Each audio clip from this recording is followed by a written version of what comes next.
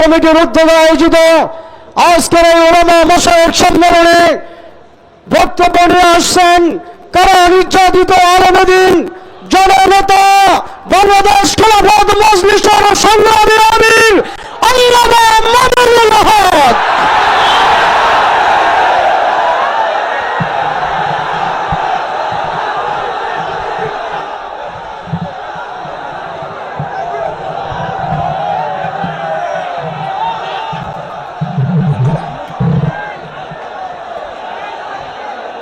السلام عليكم ورحمة الله.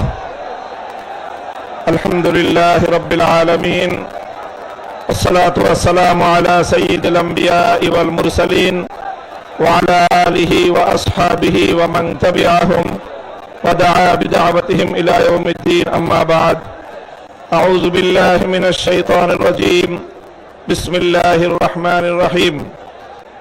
ويا أهل الكتاب تعالوا إلى كلمة سواء بيننا وبينكم ألا نعبد إلا الله ولا نشرك به شيئا ولا يتخذ بعضنا بعضا أربابا من دون الله. صدق الله العظيم. ইসলামী আন্দোলন বাংলাদেশের উদ্যোগে আয়োজিত চরমনাই দরবারে অনুষ্ঠিত আজকের এই ঐতিহাসিক উলামা মাশায়েখ সম্মেলনে উপস্থিত ইসলামী আন্দোলন বাংলাদেশের মোহতারাম আমির পীর সাহেব চরমনাই সৈয়দ রেজাউল করিম হাফিজাহুল্লাহ, অন্যান্য শীর্ষ উলামায়ে কেরাম এবং সমবেত উলামা মাশায়েখ ও আমার প্রাণপ্রিয় ধর্মপ্রাণ মুসলমান ভাই ও বন্ধুগণ, সংক্ষিপ্ত পরিসরে কয়েকটি কথা।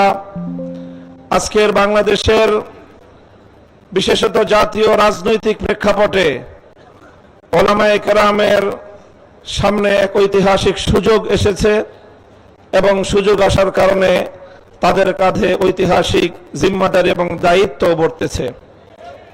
আমরা যদি আজকের এই প্রেক্ষাপটে আমাদের দায়িত্ব পালনে ব্যর্থ হই, ইতিহাস আমাদেরকে ক্ষমা করবে না। এই জন্য যাদের কাঁধে দায়িত্বের বোঝা, আমরা শুধুমাত্র এক একজন ব্যক্তি নই, যেমন ইতিপূর্বে অনেক ভাই বলেছেন, হযরত শাইখুল হাদিস আল্লামা আজিজুল হক রাহমাতুল্লাহ আলাইহির দায়িত্বের জোয়াল এখন আমার কাঁধে। হযরত পীর সাহেব মরহুম সৈয়দ ফজলুল করিম রাহমাতুল্লাহ আলাইহির দায়িত্বের বোঝা আমাদের বর্তমান হযরত পীর সাহেবের উপর। মুফতি ফজলুল হক আমিনী রাহমাতুল্লাহ আলাইহি সহ আকাবিরদের দায়িত্বের বোঝা আমাদের ভাই মাওলানা মুফতি সাখাওয়াত হোসেন রাজির কাঁধে। এমনি ভাবে আমরা বর্তমান প্রজন্ম আমাদের পূর্বসূরীদের রেখে যাওয়া একটি সুন্দর প্ল্যাটফর্মের উপর আজকে আমরা দাঁড়িয়ে আল্লাহর দ্বীনের কাজ করার সুযোগ পেয়েছি। কাজে এই জায়গা থেকে আজকের এই জাতিকে যদি আমরা নেতৃত্ব দিতে, যথাযথ দিক নির্দেশনা দিতে যদি আমরা ব্যর্থ হই, তাহলে আমাদেরকে অনেক বড় মাসুল গুনতে হবে দুনিয়াতেও এবং আখিরাতেও। আমি আজকের যে জাতীয় চাহিদা, বিশেষ করে সারা বাংলাদেশের সকল ধর্মপ্রাণ শুধু নয়, যারা ধর্মকে ভালোবাসে অন্তত তারা ইসলাম প্রেমী সকল মানুষের অভিন্ন চাহিদা হলো ইসলামী নেতৃত্ব তারা ঐক্যবদ্ধভাবে জাতির সামনে অগ্রসর হোক, জাতির সামনে উপস্থিত হোক। আমি আমার দীর্ঘ যে পর্যবেক্ষণ বাংলাদেশের ধর্মীয় এবং রাজনৈতিক অঙ্গন নিয়ে, সেটা আমি দেখি যে বাংলাদেশে আমরা আলহামদুলিল্লাহ ইসলামিক দৃষ্টিকোণ থেকে আমাদের পার্শ্ববর্তী উপমহাদেশের অন্যান্য দেশের তুলনায় আমরা অনেক সহনশীল একটি জায়গায় রয়েছি।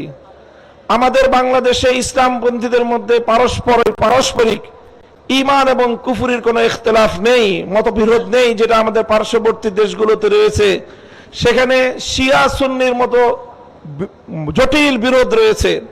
এরপরেও সেই সকল দেশগুলোতে আমাদের ওলামায়ে দেওবন্দ তারা নেতৃত্ব দিয়ে সেই শিয়া সুন্নি সহ অন্যান্য বাতিল পন্থীদেরকেও বৃহত্তর ঐক্যের মধ্যে তারা তাদেরকে সামিল করে জাতির সামনে ঐক্যবদ্ধভাবে নিজেরা উপস্থিত হয়েছেন।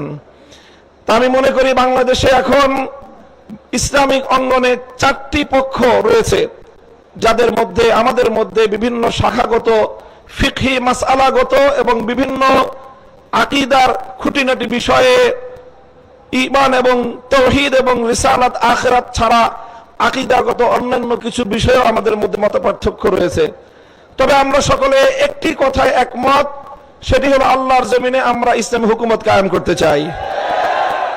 এই এক কথার ভিত্তিতে এটাই হোক আমাদের আগামী দিনের রাজনৈতিক ঐক্যের বুনিয়াদ। যারা যারা আল্লাহর জমিনে কোরআনী শাসন কায়েম করতে চায় তারা আমরা আগামী দিনে একটি ব্যালট বাক্স নিয়ে জাতির সামনে আমরা এক মঞ্চে হাজির হব। আমি মনে করি বাংলাদেশে অনেকগুলো ইসলামিক মহল থাকলেও বাংলাদেশে ধর্মীয় এবং ইসলামী সেক্টরের কিয়াদত উলামায়ে দেওবন্দের হাতে। এটার মধ্যে কোনো ধরনের দ্বিমত অথবা কোনো সংশয়ের কোনো অবকাশ নেই।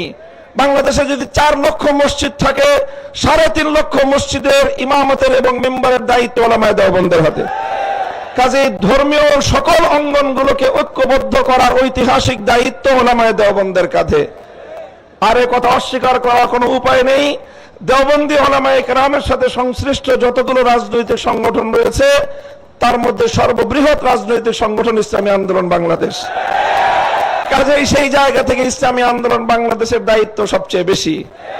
আলহামদুলিল্লাহ, আমি সাক্ষী দিচ্ছি লাখো জনতার এই মজমায় আমরা হযরত পীর সাহেব চরমনায় সৈয়দ রেজাউল করিম সাহেব হাফিজাহুল্লাহর মধ্যে সেই উদারতা এবং সেই আন্তরিকতা আমি প্রত্যক্ষ করেছি, আমি সাক্ষী দিচ্ছি।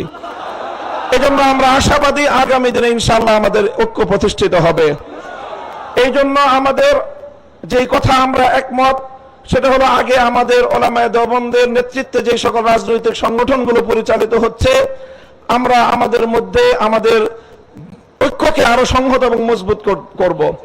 ইতিমধ্যে আমির হেফাজত আল্লামা শাহ মুহিবুল্লাহ বাবুনগরী হাফিজাহুল্লাহর পক্ষ থেকেও আমাদেরকে সকল সংগঠনকে এই দাওয়াত দেওয়া হয়েছে। কাজে ইনশাআল্লাহ আমরা আশা করছি যে অদূর ভবিষ্যতে অনতিবিলম্বে আমাদের ঘরানার সবগুলো রাজনৈতিক সংগঠন আমরা সীসাডালা প্রাচীরের মতো ঐক্যবদ্ধ হব।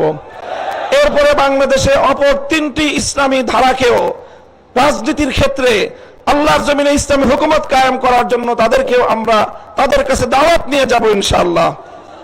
সেটা হলো, একদিকে বাংলাদেশে আরেকটি অঙ্গন রয়েছে আহলে হাদিস সম্প্রদায় হিসাবে বিশাল একটা সম্প্রদায় বাংলাদেশে রয়েছে।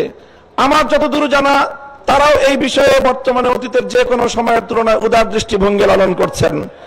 ডক্টর আসাদুল্লাহ গালিব এবং মৌলানা আব্দুর রাজ্জাক বিন ইউসুফের নেতৃত্বে আহলে হাদিস ভাইয়েরা তারা রাজনৈতিক অঙ্গনে উলামায়ে উম্মতের সাথে উলামায়ে দেওবন্দের সাথে ঐক্য করার জন্য তারা প্রস্তুত রয়েছেন। আমাদের আরেকটি অঙ্গন রয়েছে যাদেরকে আমরা সুন্নি বলে জেনে থাকি, সেই সুন্নি ভাইয়েরাও আমি আশা করি এবং আমার কাছে যতটুকু ধারণা তারাও ঐক্যের জন্য প্রস্তুত রয়েছেন। তৃতীয় যে আরেকটি গ্রুপ রয়েছে জামায়াতে ইসলামী বাংলাদেশ, যারা দীর্ঘদিন ধরে রাজনৈতিক অঙ্গনে আল্লাহর জমিনে আল্লাহর আইন বাস্তবায়ন করার স্লোগান নিয়ে যারা কাজ করছেন তাদেরকে আমরা উদাত্ত আহ্বান জানাবো এবং তাদের কাছে আমরা দাওয়াত নিয়ে যাব। এইভাবে উলামায়ে দেওবন্দ যদি ঐক্যবদ্ধ হয়ে আহলে হাদিস সুন্নি জামায়াতে ইসলামী সহ ঐক্যবদ্ধ হতে পারে, বাংলাদেশের উম্মতের উলামায়ে কেরামের কাছে জিজ্ঞাসা করা ছাড়া কোন রাজনৈতিক সিদ্ধান্ত গ্রহণ করা যাবে না। বাংলাদেশ ইনশাআল্লাহ আল্লাহর নিজাম অনুযায়ী চলবে, কোরআনী শাসন বাস্তবায়ন হবে ইনশাআল্লাহ। সেই দিন আমরা দেখতে পাবো, আমাদের হায়াতে আমাদের জীবদ্দশায় দেখতে পাবো। আমি আশা করি আগামী নির্বাচন হবে আমাদের জন্য সেই ধরনের বৃহত্তর একটি ঐক্য জাতিকে উপহার দেওয়ার মোক্ষম সময়। আমি আপনাদের সকলের কাছে দোয়া চাই যে এভাবে যেন আমরা আমাদের ভূমিকাগুলো পালন করে যেতে পারি। বাংলাদেশ খেলাফত মজলিসের পক্ষ থেকে আমি আজকের এই ভর মজলিসে এই ধরনের কার্যক্রম পরিচালনায় আমাদের শতভাগ উদারতার এবং আন্তরিকতাপূর্ণ ভূমিকা পালন করার প্রতিশ্রুতি দিয়ে যাচ্ছি ইনশাআল্লাহ। নাসরুম মিনাল্লাহি ওয়া ফাতহুন করিম। আসসালামু আলাইকুম ওয়া রাহমাতুল্লাহ।